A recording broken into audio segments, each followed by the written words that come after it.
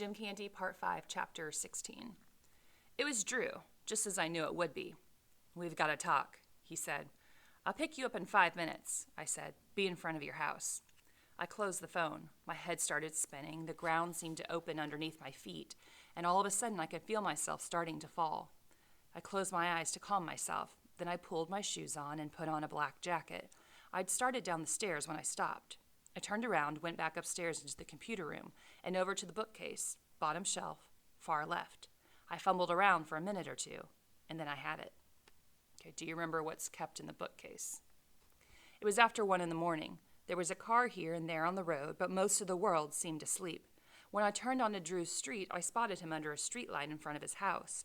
I pulled up and opened the door for him. "Your parents know you're meeting me?" I asked as he slipped in next to me. My voice sounded wrong to me, like somebody else's voice. "Be real, Mick." I drove down to the Golden Gardens Park. The police always lock the main gate at 11:30, so I pulled into the overflow parking lot. You can get to the beach through the tunnel from there. "Let's go down by the ponds," I said. We walked in the silent darkness past the green fields that led to the 2 ponds just above the beach. It wasn't until we'd reached them and were leaning on the railing and looking out over one of the ponds that he spoke. "You using steroids, right? The syringe and all that." "Yeah, I'm using steroids." He shook his head. "Why? That stuff causes cancer and liver damage and all sorts of other weird crap, and you know it." "I use steroids because I have to," I said, saying out loud what I'd never before been able to admit, not even to myself. "I use them because without them, I'm not good enough." He shook his head and snorted in disgust. "You're plenty good enough, but now this whole season, everything we supposedly did, it's all ruined. You cheated, Mick. You were the main man, and you flat out cheated.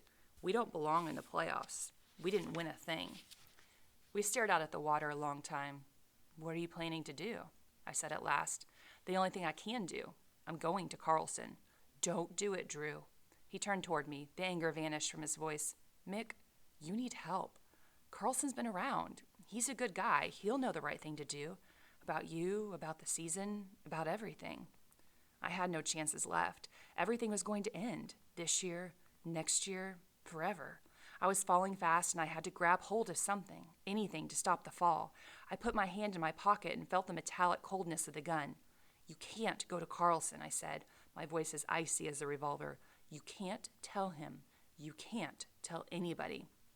"Mick, I've got to be able to look at myself in the mirror. I'm letting you know now because I don't want you to think I went behind your back. You can talk forever, but nothing is going to change my mind." He started back along the path to the parking lot.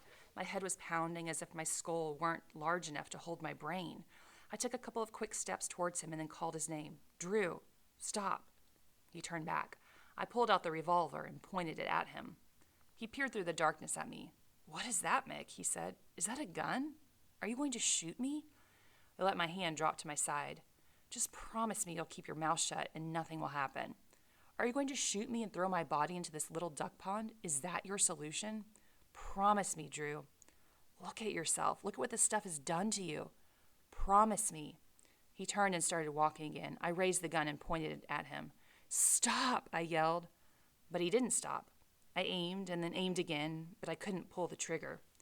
Then in a flash, I knew why I had gone back upstairs for the gun. It had never been to shoot Drew.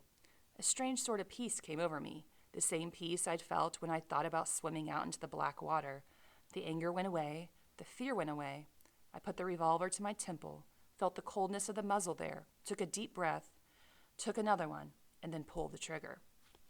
So in this chapter, we find out that Drew's the one that took the XTR out of Mick's bag, and he confronts Mick about using the steroids and basically says, "Our whole season's a wash. Like, we didn't earn any of this. You cheated our way into the playoffs, and it's not fair. I have to tell our coach." Right? So Drew is just doing the right thing here, and he's not even doing it behind Mick's back, right? He's telling him, "Hey, like, this is what I found, and this is what I'm going to do about it."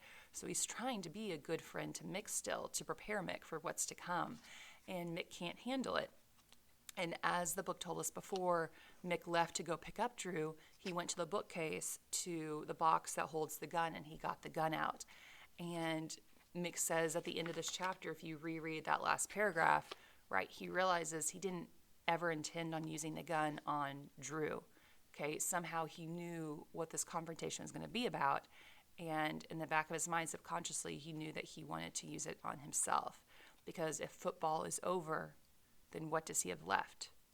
Right? He pushed everything else away from him, and now he has nothing in his mind.